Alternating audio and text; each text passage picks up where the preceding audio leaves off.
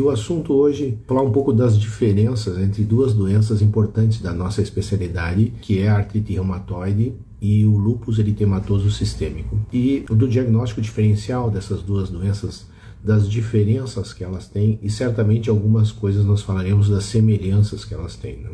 Por exemplo, começando por semelhanças, ambas doenças são consideradas doenças autoimunes, em que o sistema imunológico passa a identificar o que é próprio como não próprio e gerar dano de tecido, de órgão, mas o principal objetivo é falar realmente das diferenças. Pessoalmente, minha experiência como médico é que algumas vezes nós temos algumas dificuldades para fazer essa diferenciação. Eu estava pensando anteriormente, onde que está maior essa dificuldade? As dificuldades que eu mais encontrei, fazer um diagnóstico de artrite reumatoide e depois, com a evolução, observar que talvez aquele diagnóstico fosse lúpus mesmo. Às vezes a apresentação só articular da doença dificulta um pouco, porque o quadro articular pode ser idêntico, muito parecido entre artrite reumatoide e lúpus. E o que nos ajuda às vezes a fazer essa diferenciação é o envolvimento de outros órgãos e tecidos, que é mais comum no lúpus do que na artrite reumatoide. Não que a artrite reumatoide não possa dar envolvimento de outros órgãos e tecidos, mas não é comum a artrite reumatoide começar com o envolvimento de outros órgãos e tecidos, e isso é relativamente comum, sim, o lúpus começar com manifestações articulares, mas também de outros órgãos e tecidos, por exemplo, pele e o sistema hematológico. Então, falando um pouquinho dessa diferenciação, quando é que a gente tem que cuidar um pouco mais? Começa um pouco pela idade do paciente, né? A artrite reumatoide usualmente começa em indivíduos com um pouco mais de idade, a partir de 35 até 55 anos. Já o lúpus pode iniciar e costuma iniciar um pouco mais cedo. Então, mulheres mais jovens, porém, né, já vi vários pacientes com artrite reumatoide iniciando com 20, 25 anos. Mas quando inicia muito jovem, o lúpus fica mais provável. Em relação ao quadro clínico dos pacientes, então, por exemplo, a artrite reumatoide é uma doença que tipicamente começa nas articulações, né? E persiste por um longo tempo nas articulações. Ela não costuma iniciar com manifestações extraarticulares, podendo acontecer, mas raro. Já o lúpus não. O lúpus é comum ter manifestações articulares, e essas manifestações articulares podem ser idênticas à artrite reumatoide. Pode ser uma poliartrite, várias articulações afetadas, mãos, pés e grandes articulações também. O que o lúpus tem de um pouco diferente é que às vezes a apresentação articular é mais migratória. Caminha no corpo o quadro inflamatório, e também é costume haver mialgias migratórias, dores nos músculos também migratórias. Essa é uma apresentação que a gente vê na artrite também, mas não é tão típica assim, esse envolvimento articular migratório. Também o envolvimento articular do lúpus, ele usualmente não cursa com erosões significativas, não que não possa dar, mas erosões e deformidades fixas não são comuns no lúpus, aliás, são bem comuns. Mas o lúpus pode, em 5 a 10% dos casos, deformidades muito características, a chamada artrite de Jacon. É uma deformidade, na verdade, que tem desvio dos dedos, mas esse desvio é reversível, ou seja, quando você coloca os dedos na posição normal, ele fica nessa posição normal, não que ele fique, ele vai para essa posição normal. Depois que você solta, ele retorna para aquela deformidade. Já a artrite reumatoide, a deformidade ela é fixa, né? Você não consegue alinhar essas articulações. A artropatia de Jacon, então, ela tem muito a ver com frouxidão dos ligamentos das articulações das mãos, que é uma característica do envolvimento articular do lúpus.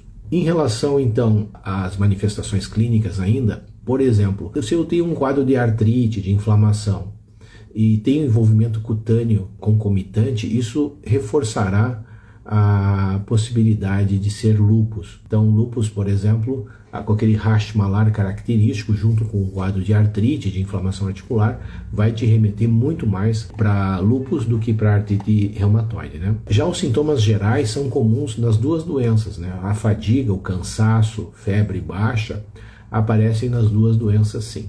Uma outra coisa que pode ajudar na diferenciação, os lúpicos, às vezes iniciais, principalmente os mais jovens, que a gente chama de ínguas, mas são adenopatias, né, generalizadas. Então isso é um pouco mais comum no lúpus, podendo aparecer na artrite reumatoide também. E também em relação ao envolvimento renal, por exemplo, se você tem um quadro articular associado a uma doença renal, perda de proteína, sangue na urina, cilindros, né?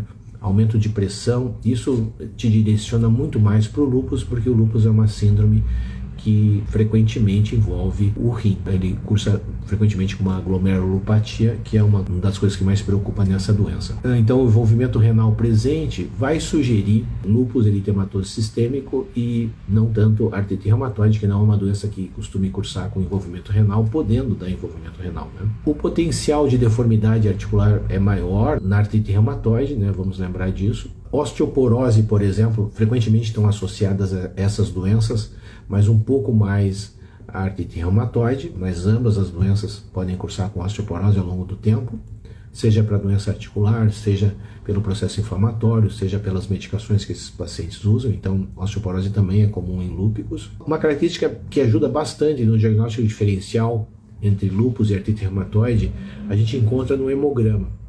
O lúpus, tipicamente, ele cursa com leucócitos baixos e também linfócitos baixos. Já a artrite reumatoide, tipicamente, cursa com leucócitos normais ou altos. Então isso pode ajudar. Se eu tenho um paciente com uma artrite e ele tem no hemograma citopenias ou diminuição de células, isso nos remete muito mais para lúpus do que para artrite reumatoide. Um outro exame que pode nos ajudar nessa separação, um exame chamado complemento, né? Que são proteínas que são consumidas em doenças imunomediadas, tipicamente o lúpus eritematoso sistêmico. Então, os complementos baixos, presentes no sangue do paciente, podem nos ajudar a fazer essa diferenciação. A R cursa normalmente com complemento normal ou alto e no lúpus baixo, né? O FAM positivo, que é um outro teste feito em doenças autoimunes, ele não ajuda muito no diagnóstico diferencial, porque ele está presente em 98% das pacientes lúpicas, mas também está presente em 50% dos pacientes com artrite reumatoide. Alguns outros autoanticorpos ajudam mais. Por exemplo, a presença do anti-CCP sugere muito mais artrite reumatoide do que lúpus, enquanto que o anti-DNA nativo ou o anti-SM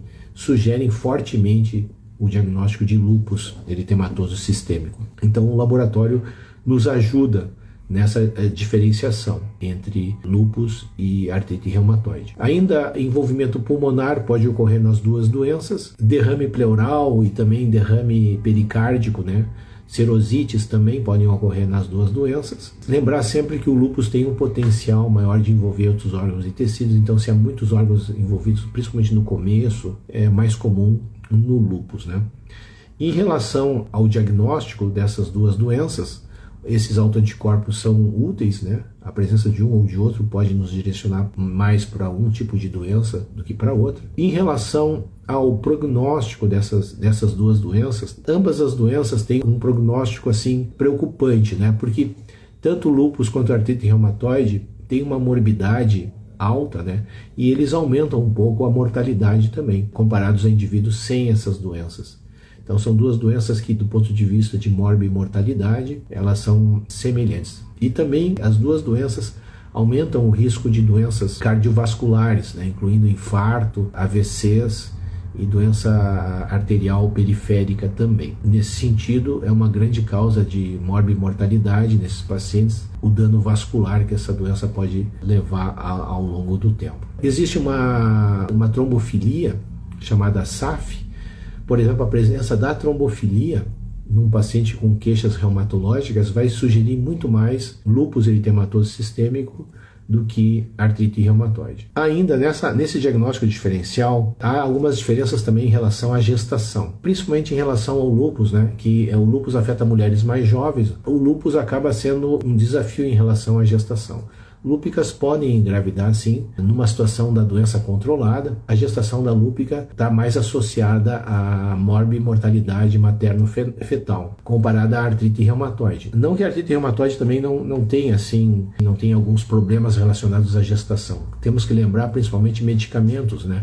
Há vários medicamentos que não podem ser usados na gestação, seja no lúpus, seja na artrite reumatoide. Isso já é uma dificuldade que essa mulher com essas doenças vai encontrar. Mas o lúpus nós consideramos sempre uma gestação de alto risco e ela precisa ser melhor acompanhada. Então isso é um pouquinho diferente da artrite reumatoide. Inclusive na artrite reumatoide está descrito que durante a gestação pode haver em 50% a 70% de redução na atividade da doença durante a gestação, coisa que não está descrita no lúpus eritematoso sistêmico, né? Então tem esse detalhe.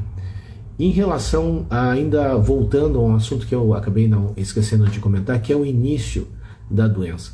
Então, o lúpus, ele tende a ter um quadro mais subagudo de início, ou seja, algumas semanas ou uns poucos meses de surgimento da doença.